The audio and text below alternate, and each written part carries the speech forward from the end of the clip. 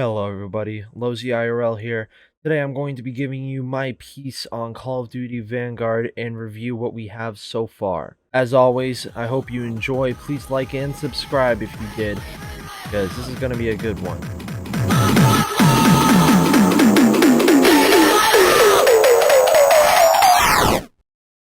Now, before we get into the actual content, I do want to say a couple things. The first thing I have to say is, I'm taking part of the Phase 1 recruitment challenge. Essentially what this challenge is they're going to pick 100 content creators, narrow it down to 20 content creators. Those 20 are going to be flown out to a house in LA where each day they will be eliminated until there is one person left, I think. I don't know. I haven't gotten that far yet. All I'm worried about is being in that top 100. So please subscribe. Alright, cool. Now with that out of the way, this is being recorded on January 20th, 2022. So any new updates to the game after that said date will pretty much be irrelevant. But anyway, Season 1 is almost over. And I feel like it's a good time to properly rate the game so far. So today I'm going to be going over the 3 main modes of the game: campaign, multiplayer, and zombies. If you guys want me to, I'll do Warzone in a completely different video. Just leave a comment down below. Okay, so we're gonna start with the campaign of Vanguard. I liked it. It followed a completely different format compared to, like, I don't know, any other Call of Duty campaign. So it was a very nice change of pace. It was weird because the middle of the campaign had missions that were like backstories to each of the characters while they're trapped in a prison. And I like that a lot because it added a sense of relativity, a sense of connection to you and the character you're playing as. I think my favorite mission is the last mission, not because the campaign was awful, but because of this scene right here. For you, Misha. Oh, that's so sick.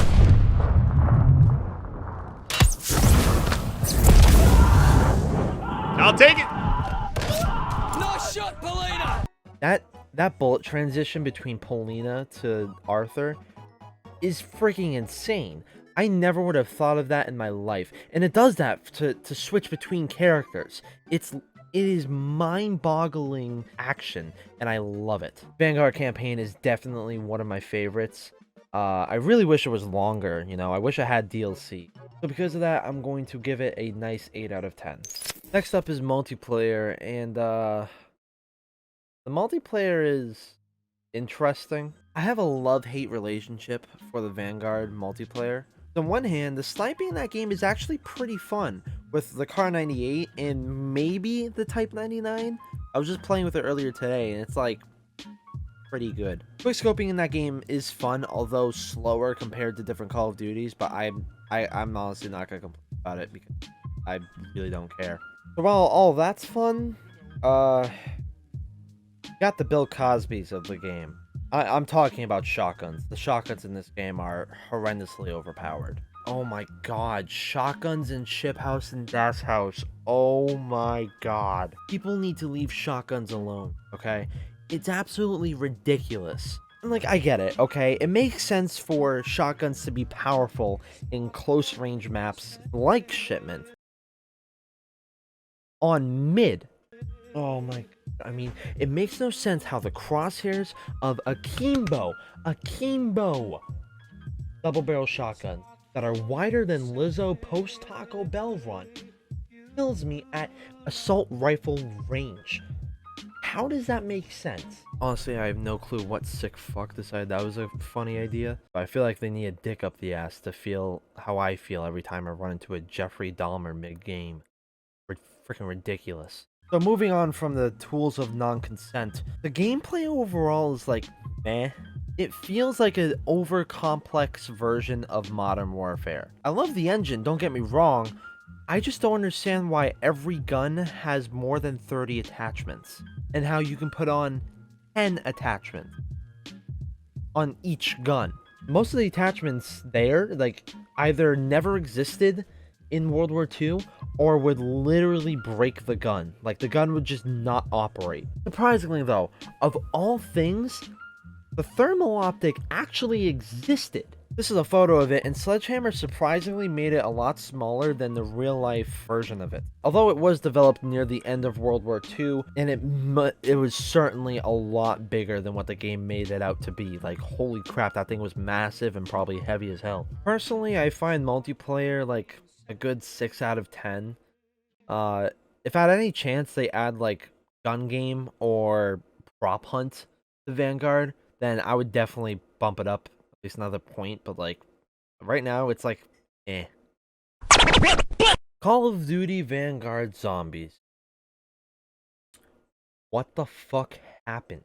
This is 100% probably the worst zombies launch known in Call of Duty history. Now, before I go on, I will refuse to say it is the worst zombies ever for a couple of reasons. One, Black Ops 2 already has that. The life cycle of Vanguard isn't over, and I really want to wait until like the end of the Vanguard life cycle to truly say whether or not it is the worst zombies. But god damn, it's pretty close to it. They started off with one map where it acted like a hub, where as you went on, you could open up more parts of the map, unlock more perks along the way, and like play on like multiplayer maps that have been zombified to like gradually move on to the next round.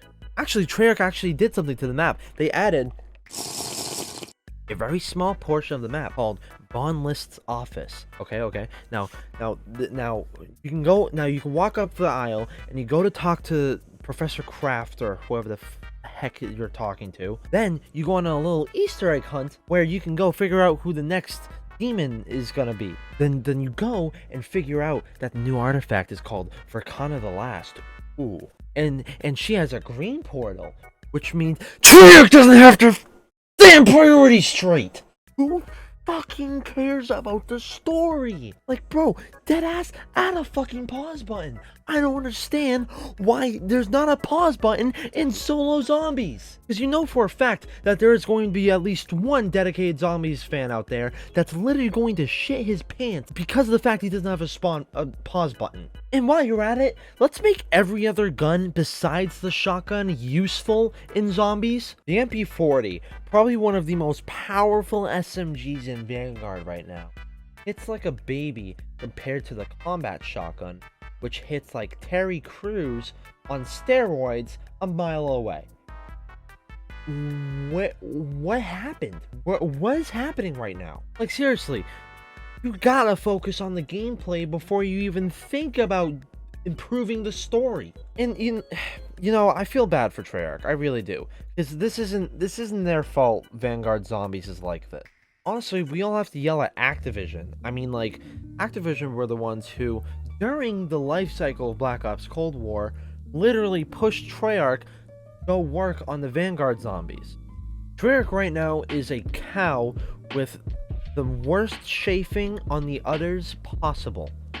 They are getting milked, absolutely milked, out of their motivation, out of their basic fucking humanity. Like, it is absolutely horrible how these devs are being treated. They rarely take any breaks, so they're always burnt out. And at the end of the day, they're just gonna get yelled at by everyone because they really can't do anything.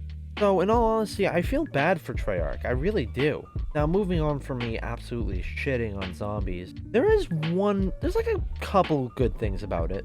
I believe having a full squad in zombies is pretty fun. I was playing zombies with a couple of my friends a few days ago, and in between the objectives, where you can just like go around the hub and killing zombies, it got super chaotic super quickly, which is honestly what I strive for in a zombies game, because chaos is actually really good. But I mean, besides that, the zombies is ass. It's a 1 out of 10, and honestly, that's as generous as I'm gonna get right now. At the end of the day, World War II is such an oversaturated theme for video games, which honestly sucks because World War II is definitely a war that we should remember, but not through shitty video games. I think we should rely on present and futuristic themes for Call of Duty. Like, I know for a fact that Modern Warfare 2, a sequel to Modern Warfare 2019, is going to be the next Call of Duty, and to me, I ain't gonna lie, I'm gonna bust a nut when that thing gets announced, bro. Like,